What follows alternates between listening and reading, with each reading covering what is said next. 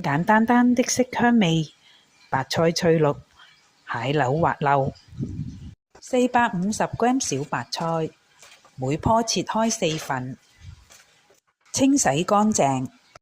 200g 仿蟹柳，撕開成絲。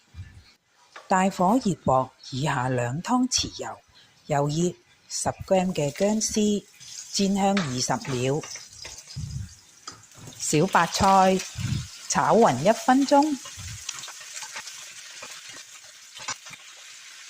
2湯匙味淋，1/4茶匙鹽，